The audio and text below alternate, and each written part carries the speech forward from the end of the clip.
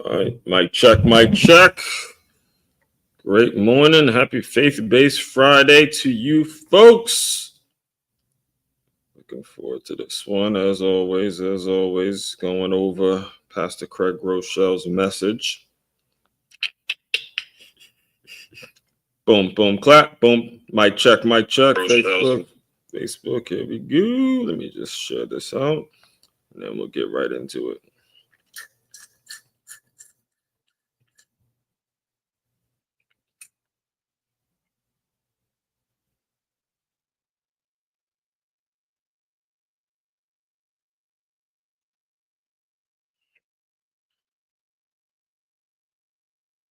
Boom, boom, clap, boom, boom, boom, clap.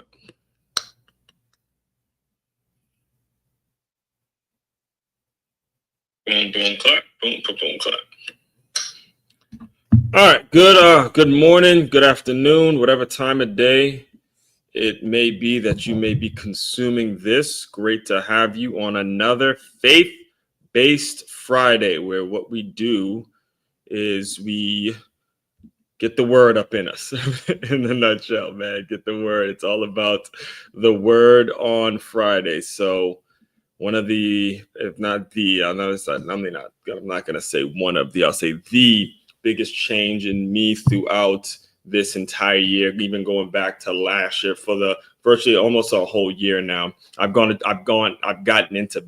back into going to church regularly, paying my tithes regularly. It started last football season at the beginning of last year's football season, and it has been the difference in my life. It's been the difference in the way I move, the way I operate, being someone that spends a lot of time working, like a lot of time working, whether it's working at the school or whether it's me, doing things for my business. I am always on it, always focused.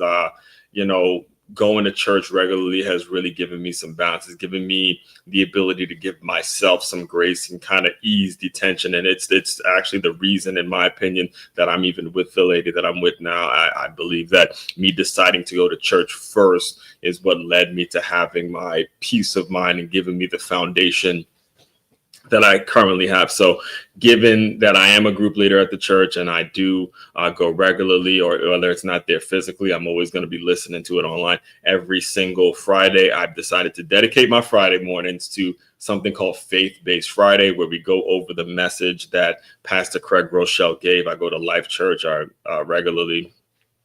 And even though I didn't attend this Sunday, I went to Church by the Glades with my girl. So that's the one she goes to. So every once in a while here and there, Sundays. In fact, I'll probably, now that I'm thinking about it, I might just start doing that regularly. It depends on what it is. But long story short, every Sunday, I'm making sure I'm spending my time going to church. And what I do is on Fridays, I make sure I go over the message going into the weekend. And just in case anybody else needs to hear it, and just kind of re-emphasize the things that were said on Sundays, because nobody said, in my opinion, it's not a rule that church is just supposed to be on Sunday mornings, right? A Friday morning, I think it's probably even more valuable to hear the word coming into Friday mornings as you're going into the weekend. So you just understand what it is needs to be done, how to do things the right way, and do things in accordance to God's word. All right. So before I get into, before I let Pastor Craig Rochelle take it away, let me just introduce myself to anybody that may be new to my world. First and foremost, my name, it is Aswand Crookshank. I am your one and only Move Swiftly speaker, former Division I college football player, and current 5-time, soon to be 6-time published author and educator. I created this whole business, this whole brand, this whole philosophy that's all about taking the innovative teamwork lessons that one learns on the football field and applying them, aligning them with businesses and business owners, so they have a staff, a group of employees that moves as efficiently as a championship youth or high school football team. If you would like more information on that, just simply go to freeguide.makeyourmove.com. Let me just pull it up on the screen real quick for you guys. It's freeguide.makeyourmove.com.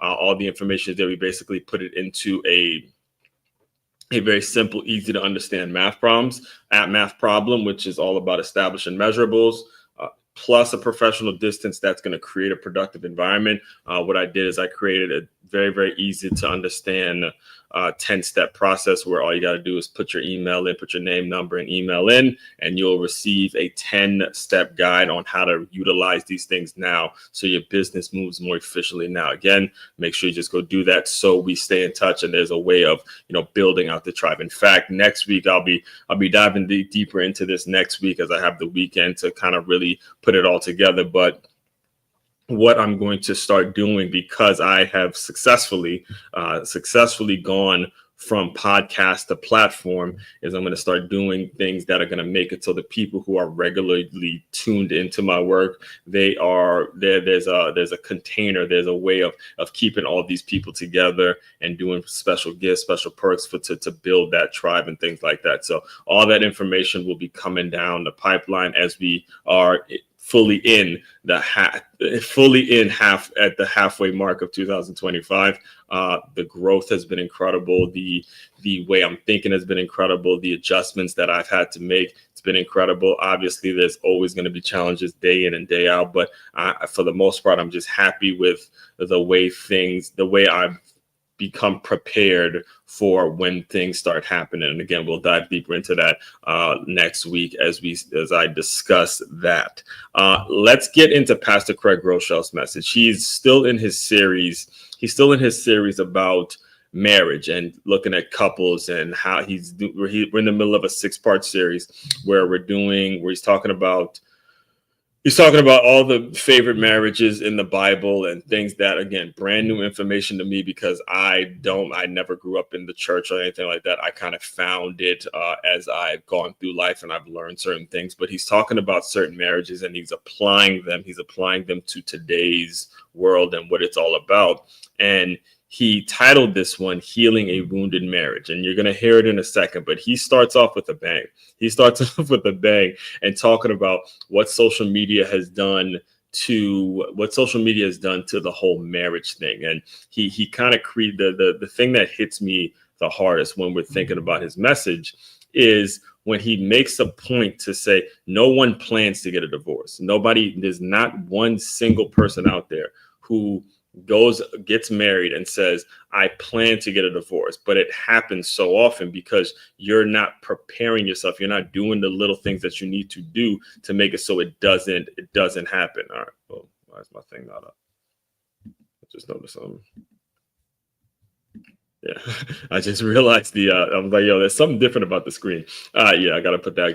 Gotta put the plus up. Well, by the way, too, we got merch coming. Be on the lookout for that. We got merch coming with the plus LY logo. We got some cool design. Shout out to ChatGPT on all that. But anyway, let me get into Pastor Craig Groeschel's message. I usually like to keep these around 30 minutes, so I'll let him go, and then as he's talking, I'll be responding to it as we move forward. So, Pastor Craig Groeschel, take it away. Let's start it up and get things out in the open. If you are married today or you plan on getting married, raise your hand if you plan on cheating on your spouse. Raise it up. All of our locations, raise up your hand right now. Hopefully there's not some poor guy at another campus not paying attention and raising his hand. Do not do that. I asked that question because it's pretty obvious. Almost no one plans to cheat on their spouse. Right? Almost no one plans on getting married and then getting divorced one day. Almost no one hopes for a heartbreak in relationship. I have done lots of weddings. I've never had someone on their wedding day say, hey, we're hoping for 7 good years. Let's pop out a couple of kids. Then we'll split up and rotate on the holidays.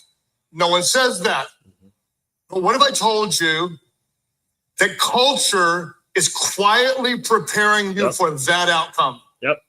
Exactly. And it's not with neon signs and a pitchfork. The devil is way too smart for that. Our spiritual enemy, he is subtle and he is sneaky and he attacks marriages with all sorts of small lies. It's when you go to the movies and the message in the movie glamorizes casual sex, romanticizes adultery and calls that love. It's in the songs on your playlist that glorify selfishness and call it strength. It's everything we see on social media that brainwashes you to believe that the highest goal in your life is your happiness above all else. And it's every message in culture that tells us today that marriage doesn't matter. You matter most. Put yourself first. Do whatever makes you happy. Do whatever makes you feel good. Have sex as often as you want, with whoever you want, however you want, with no strings attached. Live together if you want to. Try it out. Share a bed. Share a pet. Share a Netflix account. Play like you're married, but don't actually get married. Keep your options open. And when things get tough, grab your clothes, grab your toothbrush, go your own way. Because culture is literally preparing you for divorce. And here's the truth. Most people don't plan to ruin their marriage. They just don't plan not to. Most people don't ever plan to end up divorced. Most people just don't plan not to. Okay, on that point, real quick, I want to make sure we make a point here, because he's talking about marriage, yes, but it is important that you relate this to every phase of your life, because no one plans to get fired. You just don't plan not to, right? No one plans to go through whatever sickness or a health battle or something unfortunate happening in your life, which is inevitably going to come. But you just don't plan not to. You don't plan not to. There's a subtle difference. And if you go back maybe a couple of weeks ago, I did a whole week-long series in terms of proactive problem solving.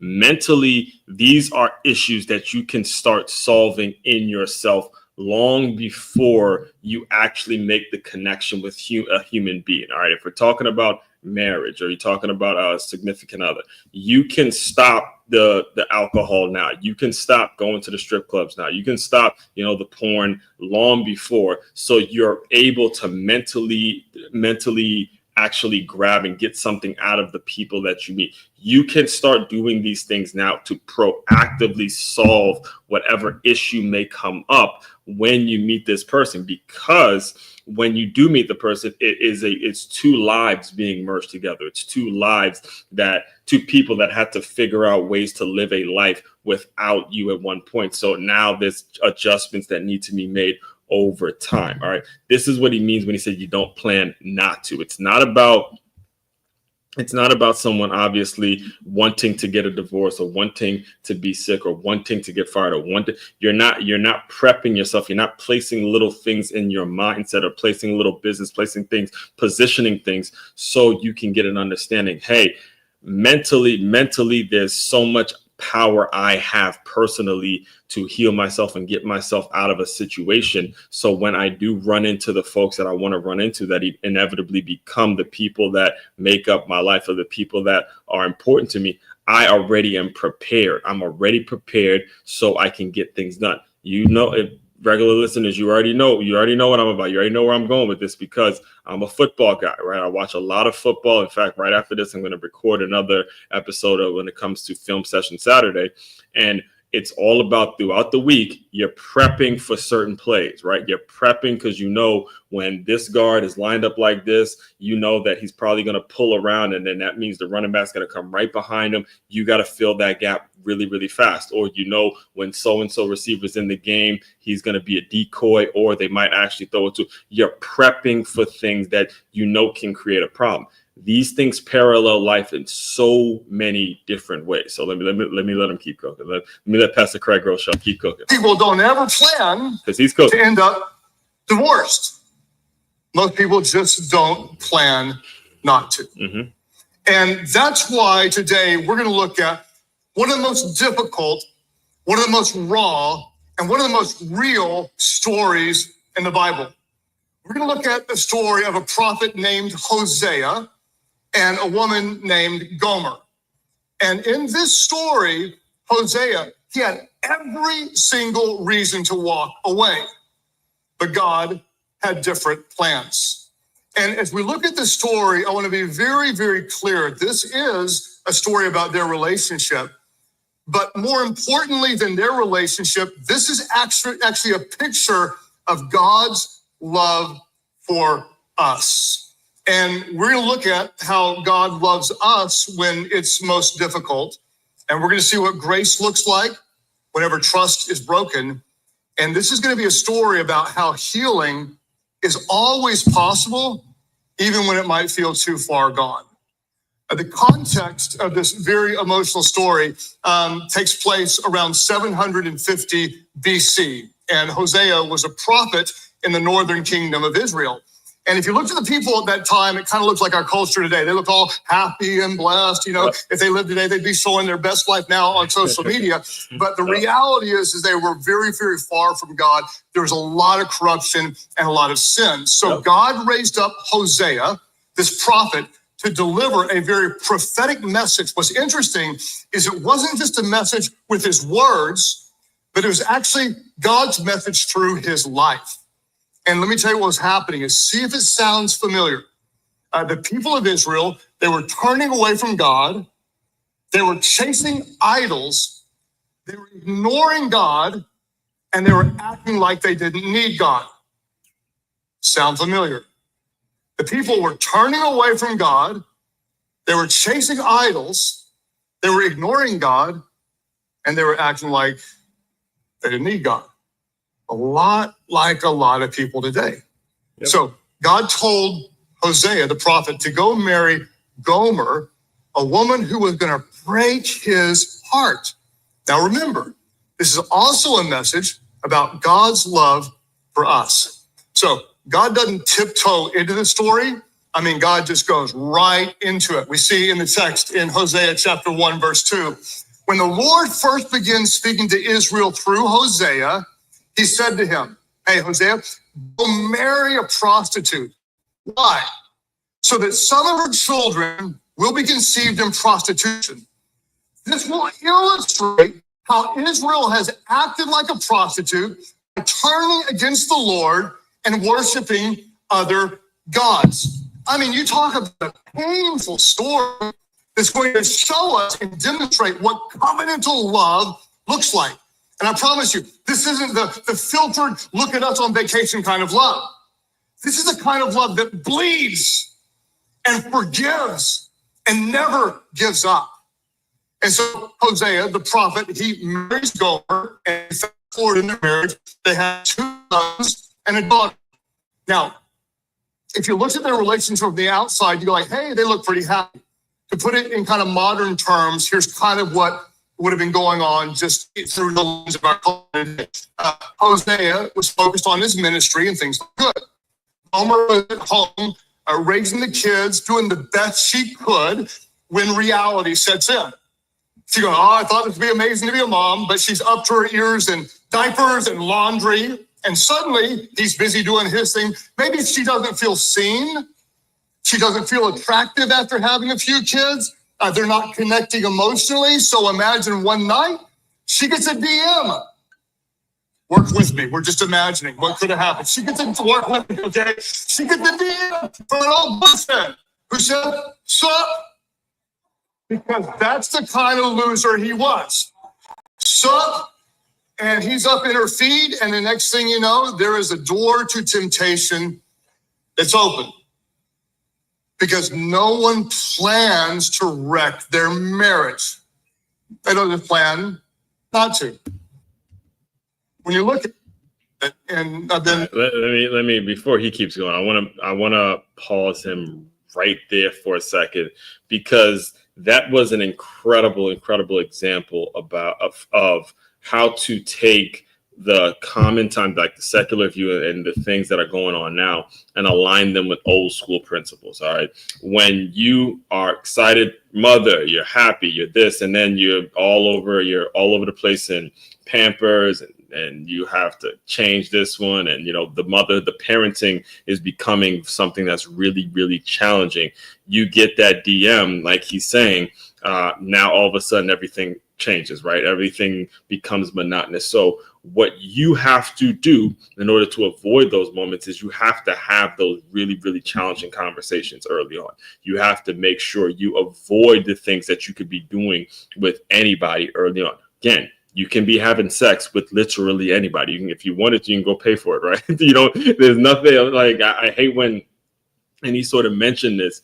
I hate it when I hear people you choose or use the sex as an excuse to be with someone. That is not at all should be the reason. The reason that you're with someone is because of the conversation that you guys are having, and it's conversation that you are not able to have with anybody else, or there's a certain bridge, a certain mental framework, a certain mentality that the person is helping in you in terms of how you operate and go by the day to day. But the physical stuff, that stuff is available and made for the public.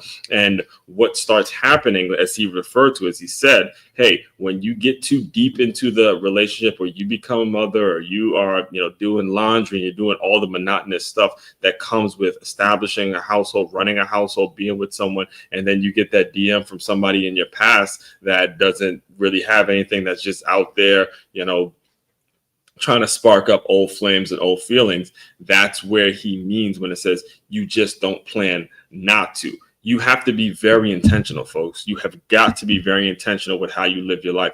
This has nothing to do with you and another person. I'm just telling you right now, as a person who I spent 10 years, over 10 years, I spent celibate. I've been single until now.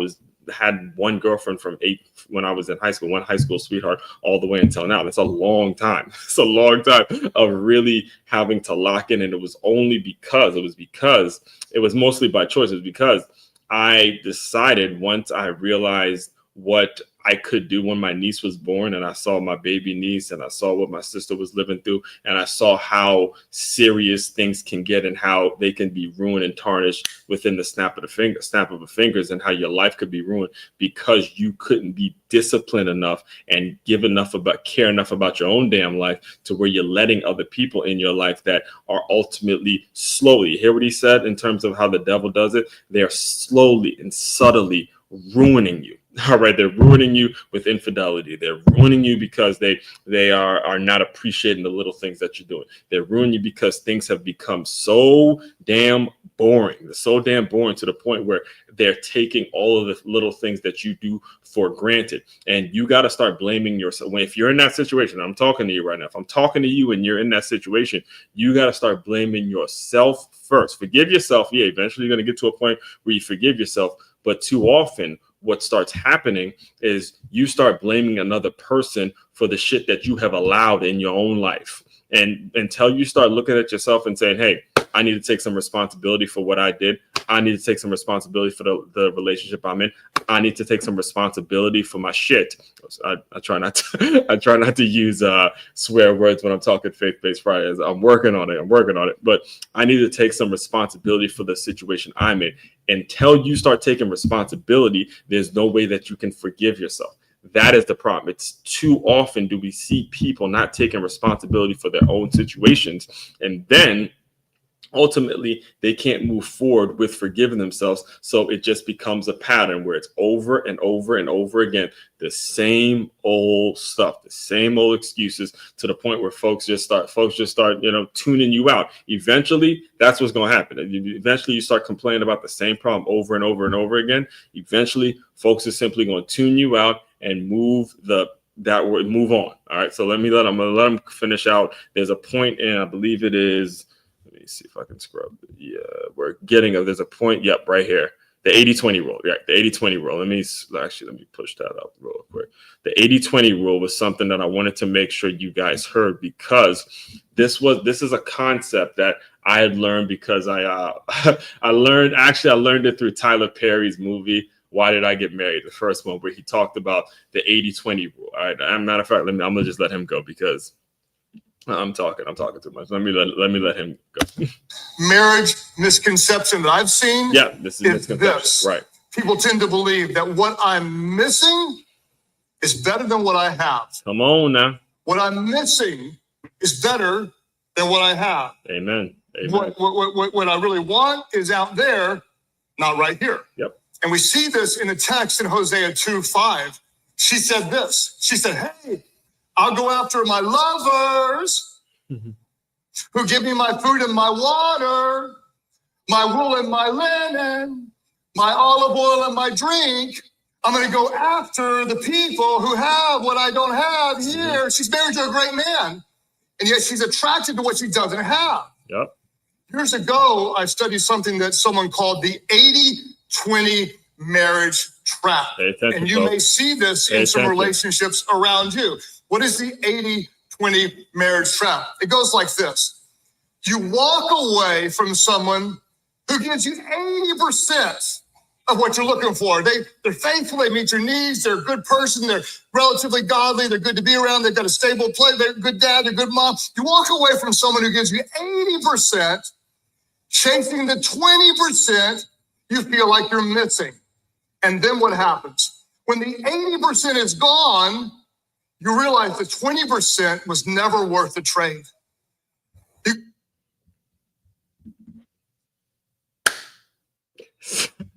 I'm pausing it right there, okay? You walk away from someone who's giving you 80% for chasing 20% of what you feel like you're missing. But when 80% is gone, you realize 20% was never worth the trade. This is what the devil tries to do. This is what he means when he goes to the beginning of, when you go back to the beginning of the sermon, right? And I challenge you all to go back to the beginning and listen to what he's saying. When you're talking about the physical attraction, the sex, the what you see on TV, what's being pushed into on these Disney, it even goes back to these Disney movies, and the way kids are seeing what a relationship is supposed to look like, the pressure that goes on the specific high school kid to make sure that they losing their virginity at a specific time, the pressure you probably get from family after you graduated college to say, hey, just pick some. I mean, listen, I lived through it myself, right? Go pick someone so you can get married and I could have grandbabies and it can reflect on me and how I like to do things. All of that stuff is pushed on your kids. It's poisoning your kids. It's poisoning. I don't even like to call it kids. It's poisoning grown-ass people, grown-ass adults, to the point where they're so far gone that they're not even attaching themselves or realizing what this concept is. This 80-20 rule is something I had to watch a damn Tyler Perry movie to even realize it was a thing. All right. 80-20 rule. You need to learn it. It's applicable in your relationships. It's applicable in your business. It's applicable in every single thing that you actually do.